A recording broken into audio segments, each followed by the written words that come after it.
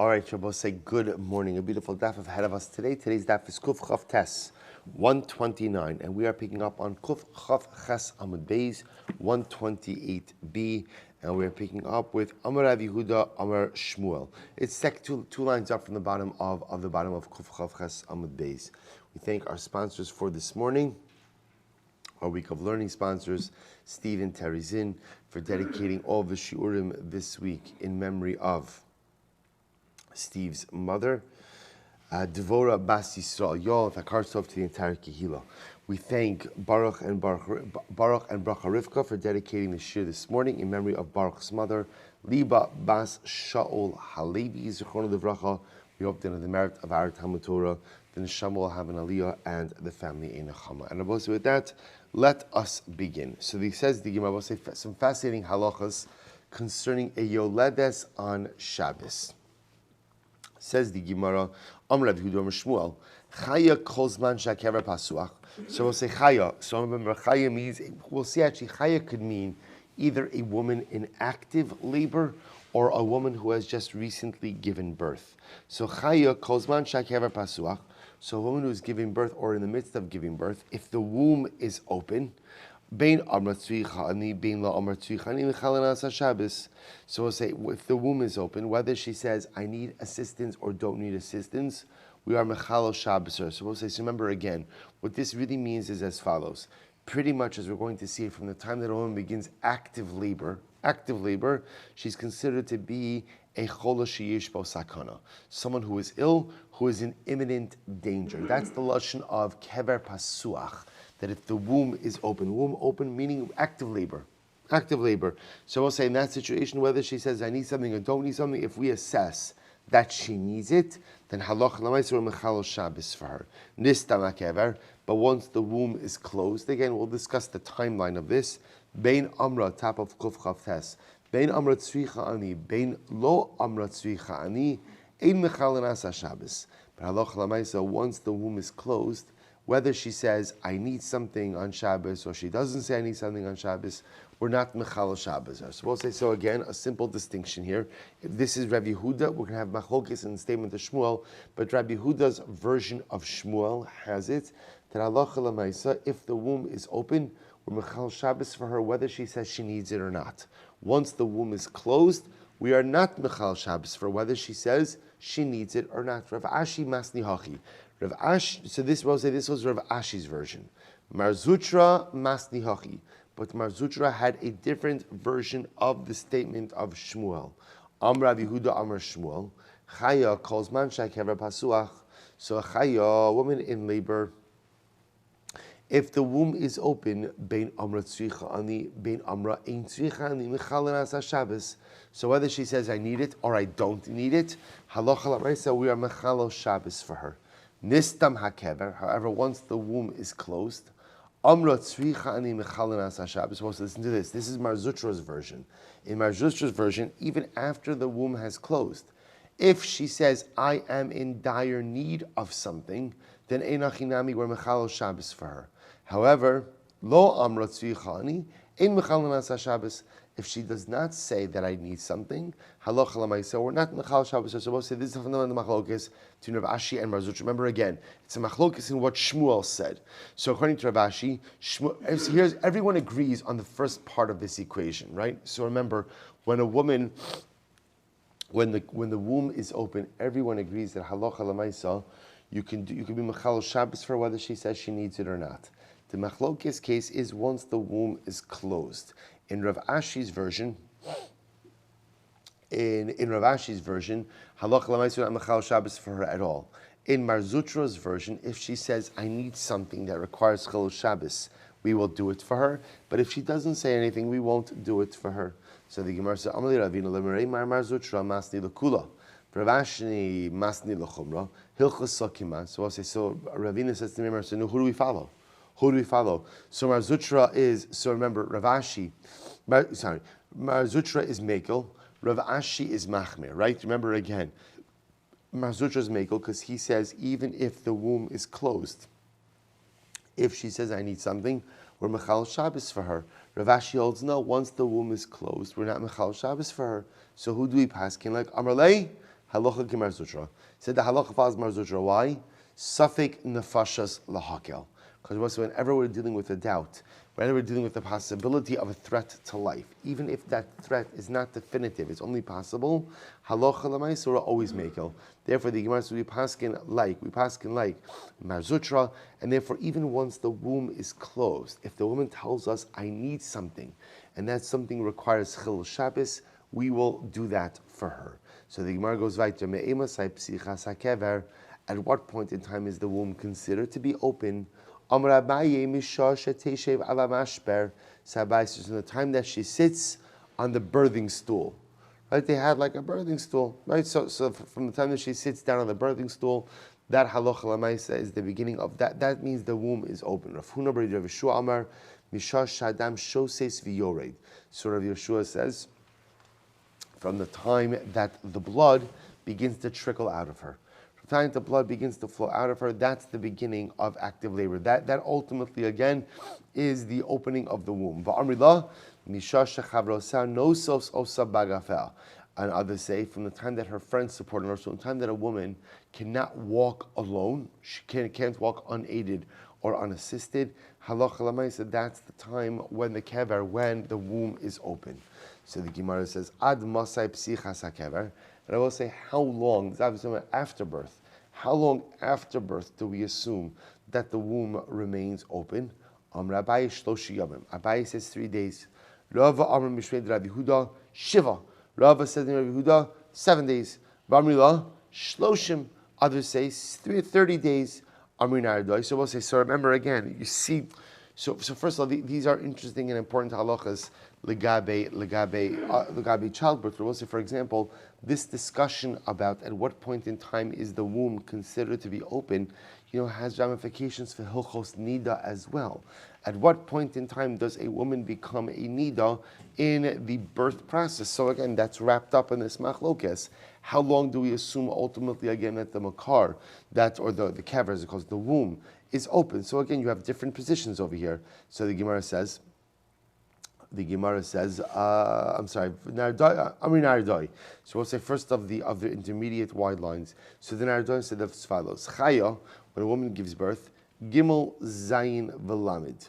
So we'll say there are essentially 3 different important intervals in a postpartum woman: 3 days, 7 days, and 30 days. Now we'll say, interestingly enough, the way we are going to look at these time frames is really as follows: from birth up until the first 3 days, from, we'll call it, day number 3 until day number 7, and ultimately again day number 7 to day number 30. So watch this. So the Gemara says Gimel, for the first 3 days after she's given birth, Bein Amra Tzricha Ani, Bein Amra Lo Tzricha Ani Mechalan Asa Shabbos. So we'll say, in the first 3 days after birth, a woman is still considered to be in a state of active sakana. So we'll say, take a look at you just at Rashi for just a moment. It's the second line from the top. Chaya Gimel Yamin Zayin Yamin Lamed Yom Huskuru Ba Lechilik Halachas Hilchos Shabbos Lamed Mizayin Ad Hashlamas Lamed V'chein Zayin Migimel Ad Hashlamas Zayin. So it says we're going to see Chazal are going to break up these 3 different time periods into 3 different halachic categories. So watch this.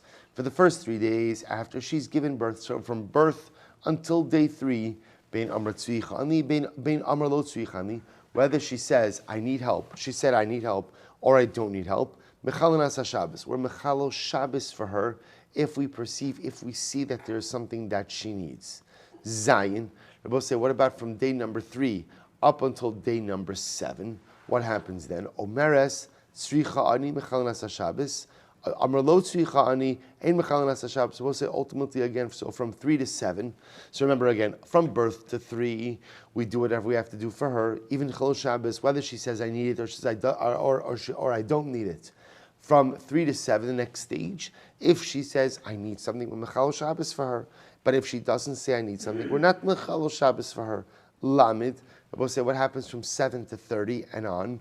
Afilu Amrat Tzrichani Ein Mechalan Asa Shabbos. Halacha l'maisa, even if she says, I need something, she's not considered to be in an active state or an acute state of sakanas nefashos, and therefore we're not mechalo Shabbos for her. But there's an interesting caveat. Avol, osin al yidei aramoy, But I will say, what can you do? So what can you do? You could ask a guy. You could ask a Gentile to go ahead and perform malacha on behalf of this person. So this is actually very interesting. So therefore, again, 3 stages are as this. Up until 3, up front from birth to 3 days, you do whatever you need to do for Mechal Shabbos, so that she has or doesn't ask. 3 to 7, if she asks Mechal Shabbos, she doesn't ask, not Mechal Shabbos. 7 to 30, not Mechal Shabbos at all. But even in 7:30, where you can Mechal Shabbos at all, you could actively and straight out ask a non-Jew to help perform any malacha for this woman.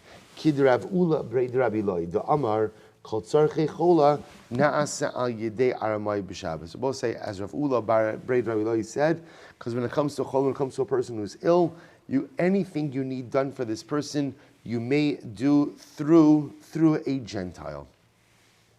Ukid Rav Hamnuna, so the Gemara says. I will say that's actually a very important piece of halacha l'maisa, that you could straight out ask a non-Jew for assistance when it comes to matters of a chola on Shabbos. Obviously, we're not talking about sakanas nefesh, chola sheish bo sakana, because if the chola is in a state of sakana, then it goes without saying that the Jew can do it himself in a non-sakanatic state, but you could ask a guy to go and help out with the chola on Shabbos. Ukid Rav Hamnuna, Rav Hamnuna, davar she'in bo sakana. If you're faced with a situation of choli, of illness, but no sakana, Omer the Nachri va'ose. You could instruct the Nachri, and the Nachri could do for you.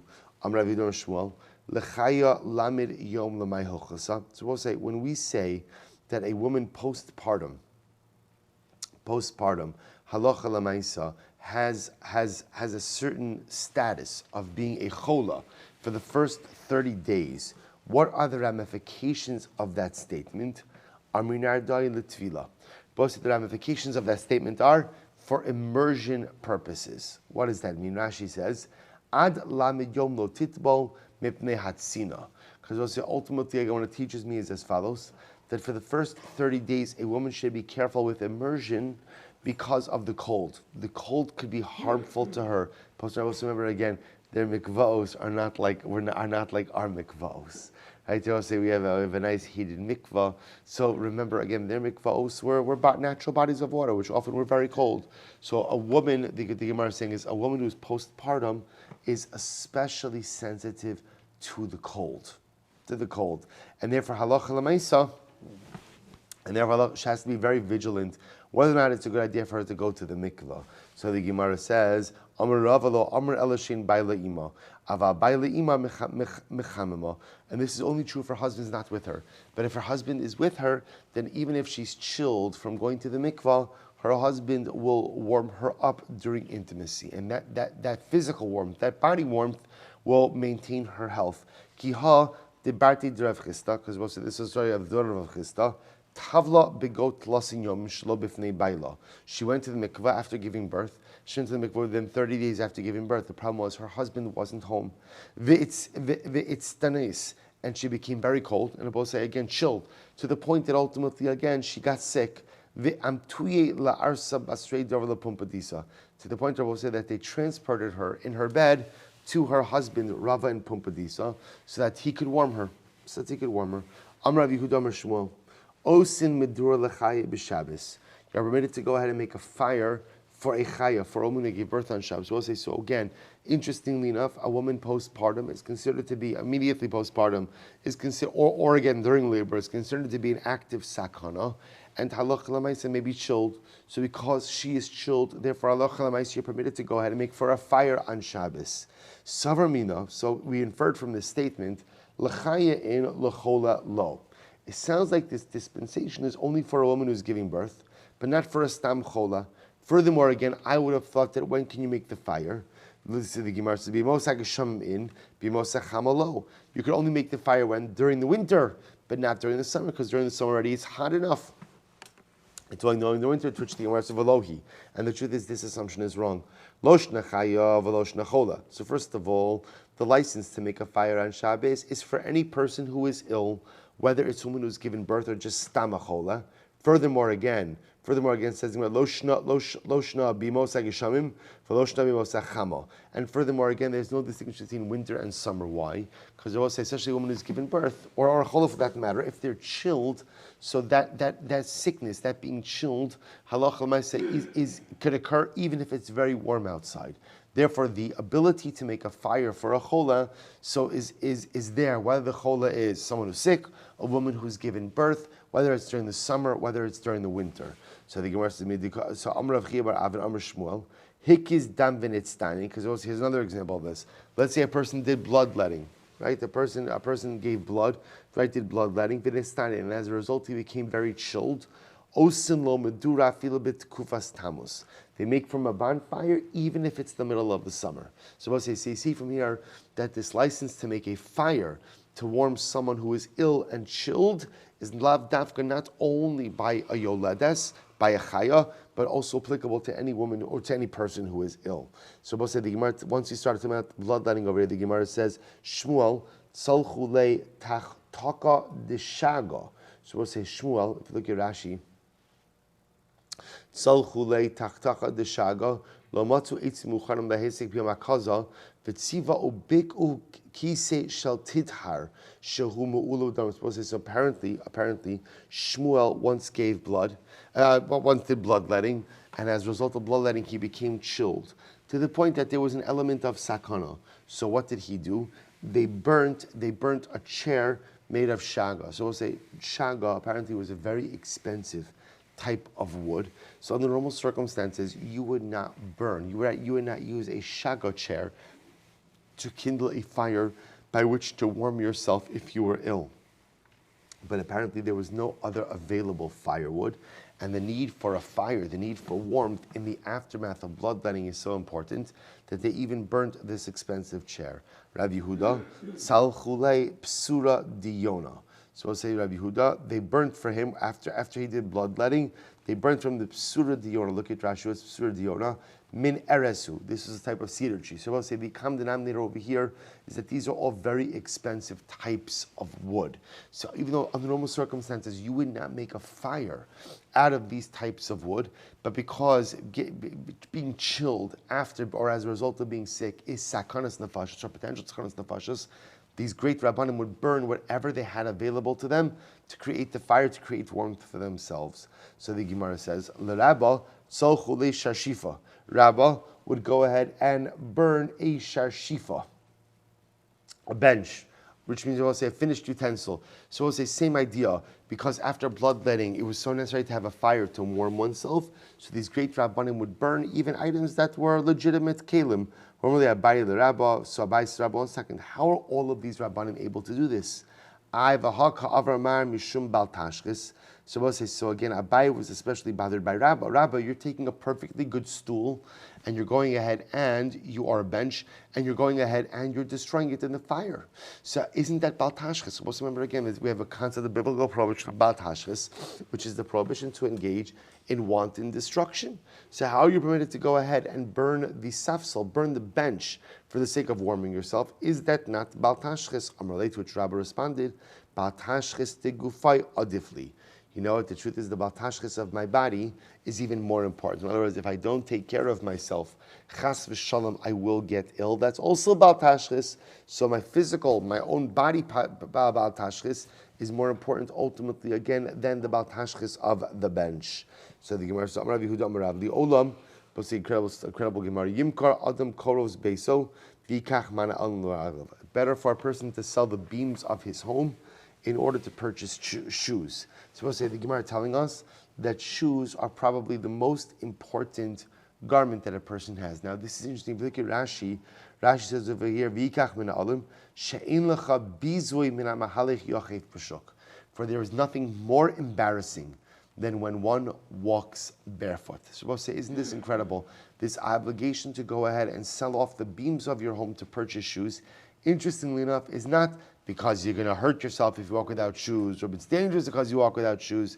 It is such a bizayon, right? It's so embarrassing and so degrading to walk around without shoes. That's what you're supposed to say. What do you see from Chazal? You see from Chazal the need to maintain a healthy sense of self, that when a person looks at themselves, they have to realize, like we saw in yesterday's daf, that every Jew is a ben melech, every Jew is important, every Jew is royalty, and you have to dress the part as also. To walk around barefoot is such a bizarre. So better to sell off the beams of your home to purchase shoes. Hek is dam be'ein lo ma yochal. What happens if you did bloodletting and you have nothing to eat?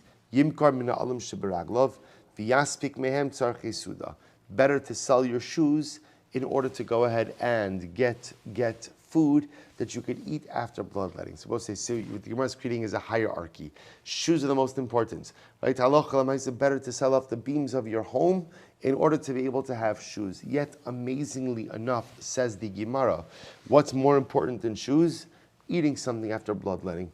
Because if you don't eat something after bloodletting, then halacha l'maisa, a person could be in a grave state of sakana. My tzarchei suda. So what does it mean? You should go ahead and sell off your shoes for tzarchei suda. What does that refer to? Rav Amar Basar. Rav says it means meat. Apparently, it's good to eat meat after bloodletting. Ushmuel Amar Yain. Shmuel says wine. It's good to drink wine after bloodletting as well. So the Gemara says Rav Amar Basar Nafsha Chalaf Nafsha. So Rav says meat. Why? Because just like the meat comes from the animals, so there's a vitality in the meat. So let the nefesh, let the soul, let the vitality of the meat revive my soul, revive my nefesh in the aftermath of bloodletting. Shmuel says, Yayin sumka chalav sumka. Let the redness of the wine increase the redness of the blood. Okay, so they have a different emphasis in terms of what are the best foods to eat post bloodletting. But halacha l'maisa, you see from here that again, as important as shoes are, so one should go ahead and even sell off his shoes in order to go ahead and purchase tzarchei su'uda. So the Gemara goes weiter. Shmuel b'yom da'avin milsa avdilei tavshila detachli. So we'll say when Shmuel would do bloodletting on that day, they would prepare him a cooked dish of spleen. They would cook up the spleen and ultimately again serve that to him. I guess that's a good post-bloodletting. Blood. So Rashi also says, Tachol sumka, chalav sumka. There's also like a redness over here. The redness or the richness of the liver should go ahead and increase the vitality of the individual. Rabbi Yochanan, shasi ad dinafik tihiv me'oneh. I suppose this Rabbi Yochanan would drink until the aroma of wine literally came out of his ears. So he drank so much wine until he was fragrant with wine. Rav Nachman, shasi ad kafi tachle. Rav Nachman would drink wine until his spleen was floating.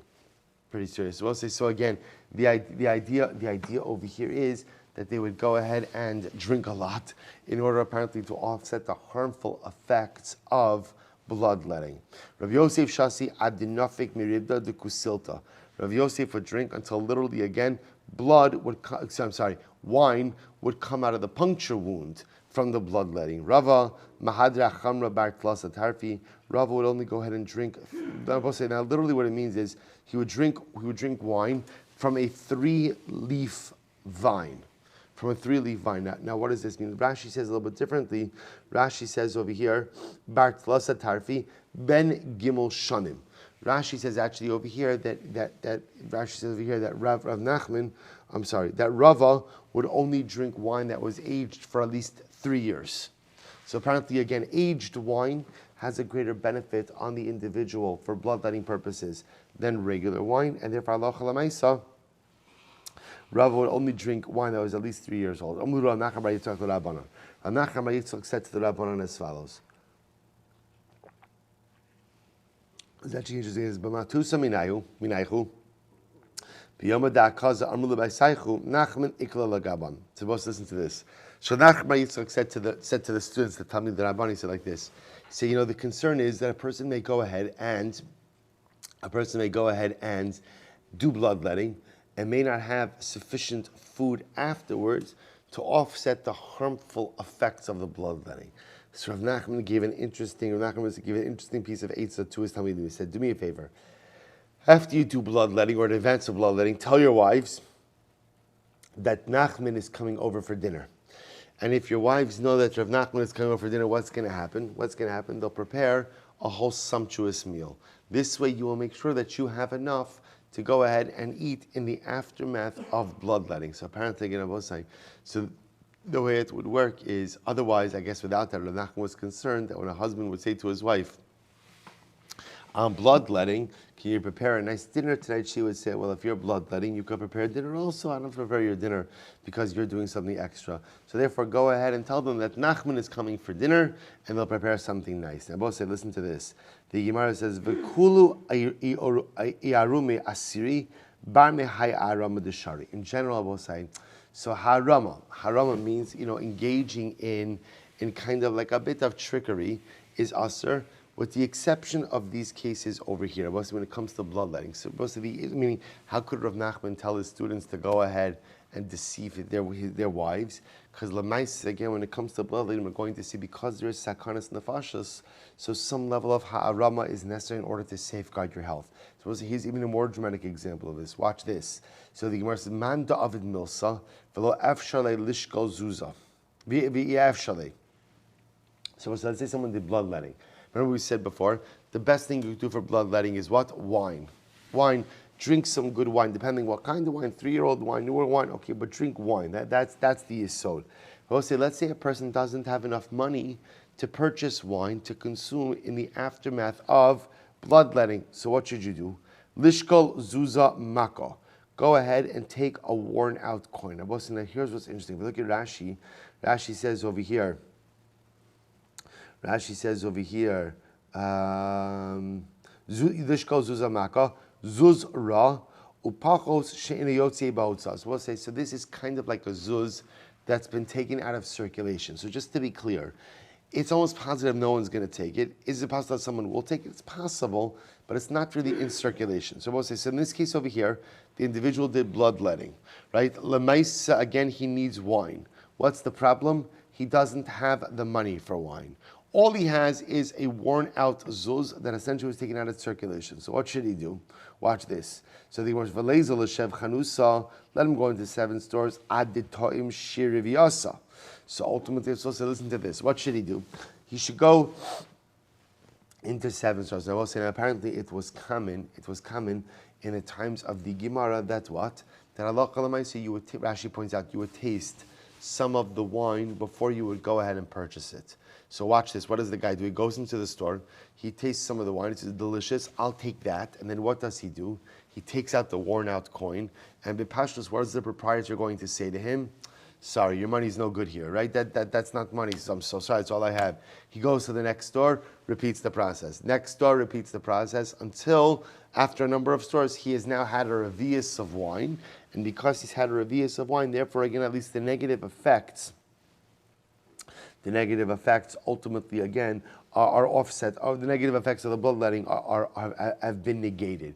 Then I will say, remember, in this case also, even though he's employing a bit of a subterfuge, right, a little bit of harama, remember again, technically speaking, the coin that he's using is still a coin, meaning it still has some level of value. The fact that the proprietors don't want to take it does not go ahead and negate the fact that it still has some level of value. So therefore, again, obviously, we would not advise someone to do something like this under any circumstances, because certainly it smells of dishonesty. But Lamaisa, because there's an element of sakanas nefashos involved, you're permitted to go out and do this. V'ilo, and if you don't even have a worn out zuz, and therefore you can't do this process, lechol shev tamri uchmasa. Eat 7 black dates or dark dates. V'leishef mishcha b'tziyadeh. Rub oil in your temples. V'nigne b'shimsha. And ultimately sleep in the sun. So both say, so again, if you can't get wine, 7 black dates, rub oil on your temples and sleep in the sun. Avlate ashkechel Shmuel degane b'shimsha. So Avlate found Shmuel sleeping in the sun. So apparently Shmuel had done bloodletting, didn't have enough money to purchase wine, and so he was sleeping in the sun.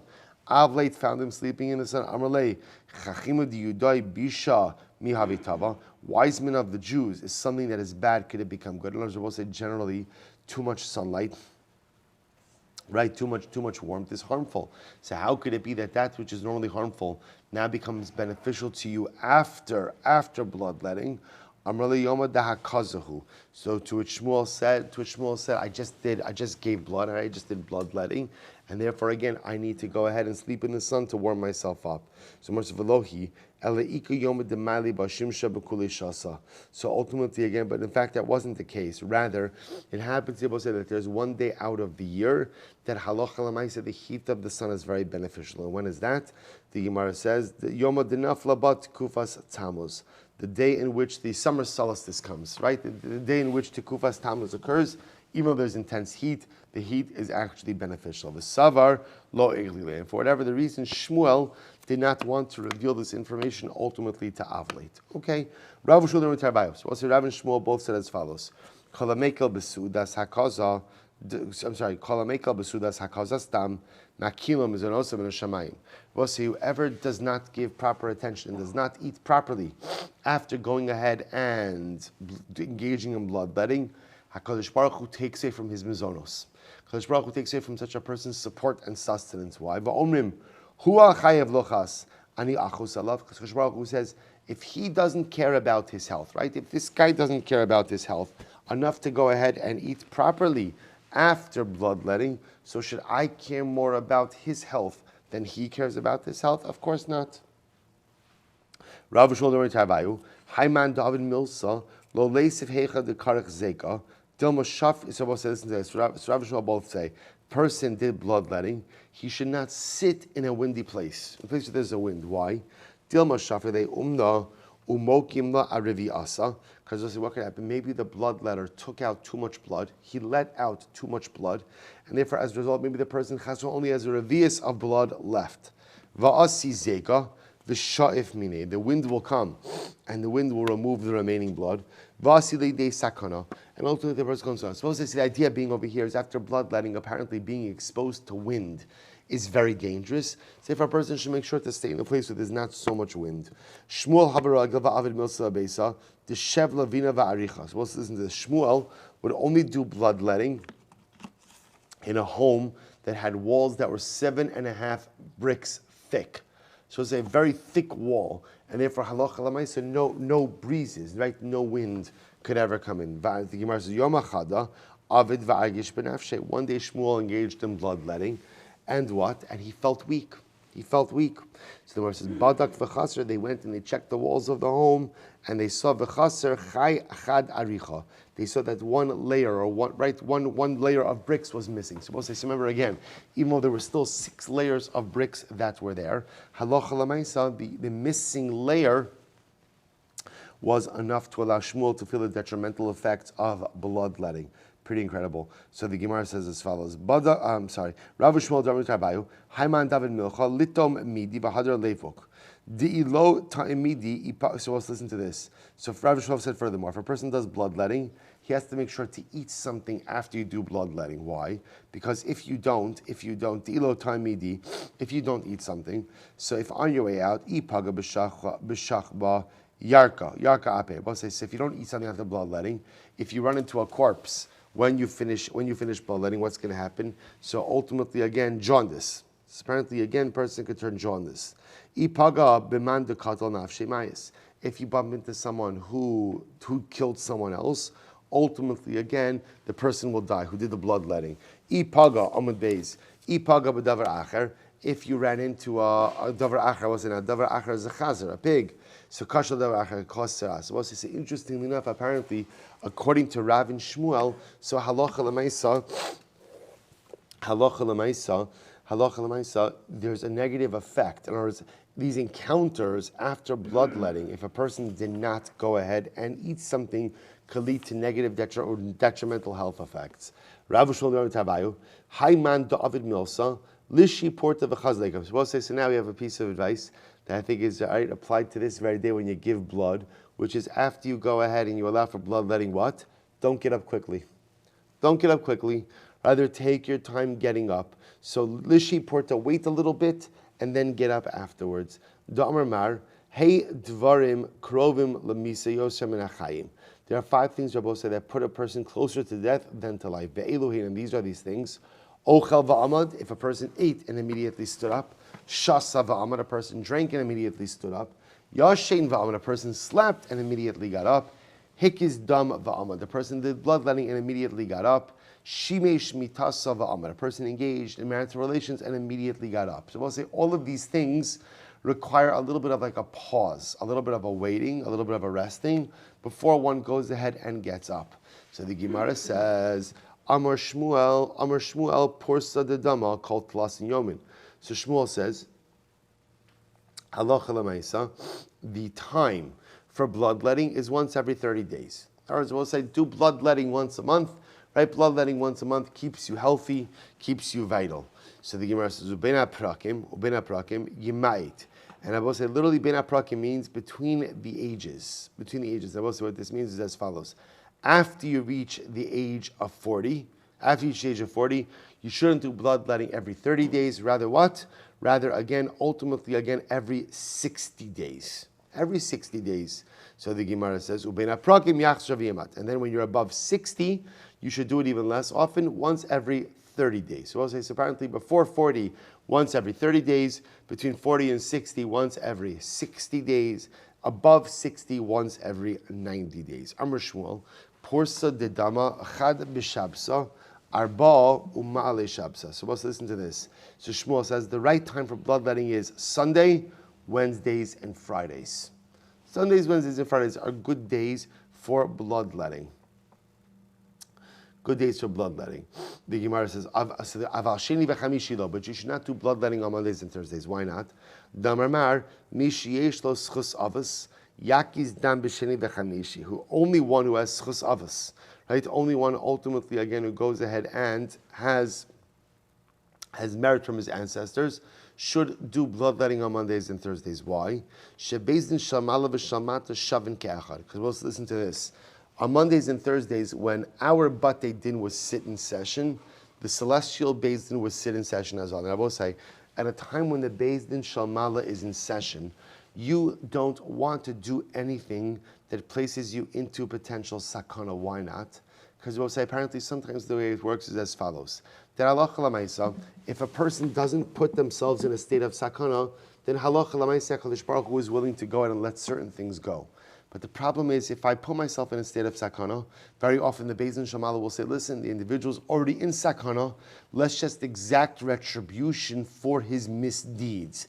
Therefore, says the Gemara, very, very important to avoid putting yourself in sakana in Mondays and Thursdays. Why? Because just like the Beis Din down here is in session, the Beis Din Shamala is in session as well. So the Gemara says, Betlasa b'shabsa my time alo. Why can't you go ahead and do bloodletting on Tuesday? What's wrong with Tuesdays? So the Gemara says, Mishum tekaima ma'adim bezuve. Because they will say, ultimately, again, on Tuesdays, apparently, the influence of Mars is felt in pairs. Look at Rashi. Tekaima ma'adim bezuve. Rashi says, he says, Shemazel ma'adim mishamisho b'sha'az zugos. Apparently, again, the mazel, the influence of Mars, which apparently exerts a negative influence, is felt during the even hours of the day. Umazel ma'adim memuna ala cherev v'ala dever v'ala poronios. And ultimately, again, the mazel of Mars, Rabbi say, unfortunately, is responsible for war, for pestilence, and all types of negative things. So the Gemara says, Mali shabsa nami kaimim bizavi. But one second. On Erev Shabbos, the influence of Mars is also felt during the even hours, to which the Gemara says, Kevan dedashu be'rabim shorm pesayim Hashem. So we'll say, so apparently, it's actually very interesting. So apparently, since it was very common to go ahead and give blood on Erev Shabbos, or I should say, to do bloodletting on Erev Shabbos, it's called dashu be'rabim. We'll say, dashu be'rabim means, in general, the halacha is, you are not permitted to do something which puts yourself in sakana. That is the general halacha. There is an exception to this rule, which is if the activity that we're talking about is something that the general populace engages in. There's a concept called Shor Pesam Hashem. HaKadosh Baruch Hu watches over the simple people. So I'll say, so I'll tell you what's interesting about this. So for example, I'll say, you would say the halacha is that one is not permitted to put themselves b'makom sakana. I say, how can you drive? How are you allowed to drive? Driving, right? Driving as an element of sakana. There's a concept of dash be'rabim shor pesayim Hashem. Anything that becomes normative, even if it has some element of risk in it, we assume since the public have trodden through it, that means, right, kevan the dash be'rabim. Since people do it, shor pesayim Hashem. There's a certain level of divine shmira over normative daily activities. So therefore, again, the Gemara says, even though the influence of Mars is felt during the even hours of Friday as well, halach l'maisa, since it was common for people to do bloodletting on Erev Shabbos, Therefore, halacha l'maisa, it's permitted. To which words, Amar Shmuel, Dalid hu Dalid, a Wednesday that is also the 4th day of the month, or Dalid du Arbes, or a Wednesday that is also the 14th of the month, or Dalid du Esrim ba'arbim, or a Wednesday that is the 24th of the month, or Dalid deleka arba basrei, or a Wednesday that does not have a 4th day of the month, right, afterwards, or doesn't have 4 days of the month afterwards, the sakanta poses a sakana, ultimately again for a bloodletting. Rosh Chodesh v'sheni lo chulsha. So we'll say again, this is all talking. Rashi points out over here. These are obviously more esoteric discussions over here, I will say. But the idea being that apparently there are certain times that certain constellation or astrological forces are felt in the world. So the idea that Chazal are saying is better to avoid bloodletting during these times, as it can pose a heightened level of sakana. So the Gemara goes back to the Gemara says, Rosh Chodesh Sheni lo chulsha. If a person gives blood on Rosh Chodesh or the day after Rosh Chodesh, that causes weakness. Shlishi lo, the 3rd day of Rosh Chodesh, sakana. Ma'ali yom hatava, chulsha. So we'll say if a person goes ahead and does bloodletting on Erev Yom Tov, that causes excessive weakness. Ma'ali yom hadatzarta sakanta. If you give blood on Erev Shavuos, that's mamish sakana. We'll see why in just a moment. And that's why Chazal said you really shouldn't do any bloodletting on Erev Yom Tov in general, but that din on Erev Yom Tov was a safeguard for Erev Shavuos.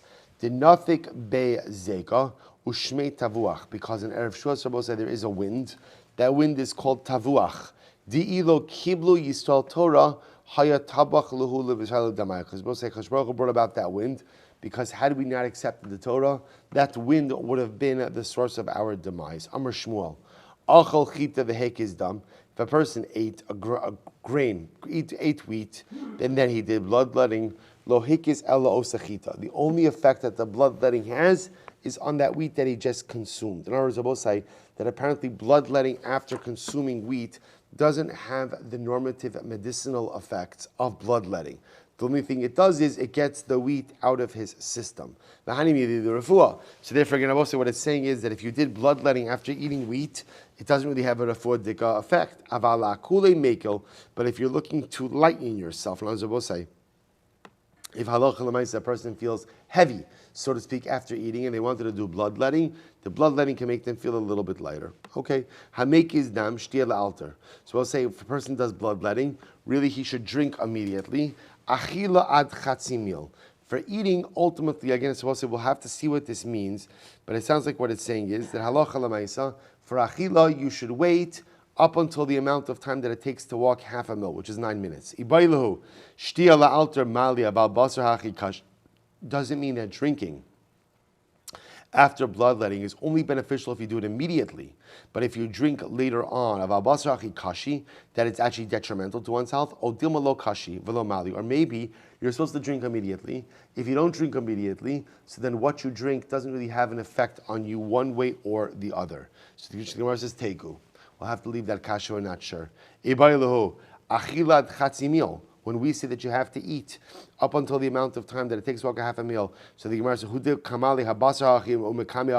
we'll say, is it that you dafka have to wait 9 minutes after bloodletting for eating? But if you eat before that or after that, it's problematic. Or is it no, to have the maximum effects of food after bloodletting, you should wait the amount of time it takes to walk a half a meal. But if you end up eating earlier or later, it doesn't really have any impact. To which the Gemara says, Teku. We're not sure. Machriz Rav, mea kari bezuza, mea reishe bezuza. Let's listen to this. So Rav says, if you find that they're selling 100 gourds for a zuz, buy it. 100 animals for a head, 100 animal heads for a zuz, buy it. Mea sefami velo klum. But if they're selling 100 animal lips for a zuz, don't touch it. Right? Don't touch it. It doesn't. We'll say. So apparently, again, the lips of the animal are a totally non-beneficial part of the animal. Apparently, again, there's no medical benefit to going ahead and eating the lips of an animal. So even if you can get them cheap, so we often think anything you can get cheap is generally worth having. To which the Gemara says that's not the case. Apparently, again, lips are meaningless, and therefore halacha l'maisa, even if you get 100 for a zuz, don't buy it. So let's listen to this. Amr Rav Yosef, Ki avinan be Rav Huna. So ultimately, again, when I was once in Rav Huna, by Rav Huna, Yoma de mefagri be Rabbanan, on a day, listen to this, Rabosai, that ultimately, again, the Talmidei Chachamim were lazy, right? And we're not coming to the base medrash. So Rabosai, it's interesting. So on a day when the Talmidei Chachamim were a bit lazy, a bit lethargic, and not coming to the base medrash, what would they call that? Amri ha'idna yoma de sefamiu. They said today is a lip day. Velo yedana maika amar. And ultimately, Rabbi said, I never knew what they were talking about until this Gemara. Rabbi said, what does a lip day mean? A lip day means like a lost day. Just like the lips, ultimately, again, don't really have any nutritional value. And therefore, even if you can get it cheap, don't go ahead and eat it. So apparently, again, when there was a very unproductive day in the base medrash, they would call it a lip day, which Rabbi says is actually quite amazing. There's also obviously an incredible musr in that, right? An incredible musr that apparently lips are the least important part of the animal, right? Lips are meaningless. Even if you get 100 lips for a zuz, don't buy it, because ultimately, again, nothing concrete ever comes from it. So we'll say an incredible yisod. The talk is cheap, right? Talk is cheap. And although you can get a lot of talk for a very little bit of money, it's worth absolutely nothing. At the end of the day, it's dynamic activity, action, which makes all of the difference. Incredible. We'll say that's finished. V'koshen atibor. And remember again, the Mishnah said that you could tie the umbilical cord. So Tanrabban on Shabbos. Tanrabban on koshen atibor, you could tie the umbilical cord on Shabbos. Rabbi Yossi Omer af chotchen. Rabbi Yossi says you could even go ahead and cut the umbilical cord on Shabbos. V'tomnin hashalya. And I will say not only that, but you are permitted to bury the placenta in order that the baby should be warm. I will say, now what does this mean? Take a look at Rashi. Tomnin Hashay, I will say it's 5 lines up from the bottom of Rashi. So we'll say, this is actually very interesting. So apparently, there was some type of like skula that if you go ahead and you bury the placenta, the baby is able to remain warm. Obviously, the baby's out of the placenta, right? Remember, the woman has given birth. The baby's in the world, Baruch Hashem. If you bury the placenta afterwards, apparently, that helps with the body temperature, the warmth of the baby. This is a skula they had. So you could bury the placenta in order that the baby should be warm. But no smolachim tomnos besfalim. So Moshe Shimon says, royalty, they go ahead and they bury the shalya in sfalim, right? Literally, we'll say like in a sefer is like a trough filled with oil. So they would go ahead and literally immerse the placenta in a trough of oil. And the Gemara says, "Benos ashirim bisifugim."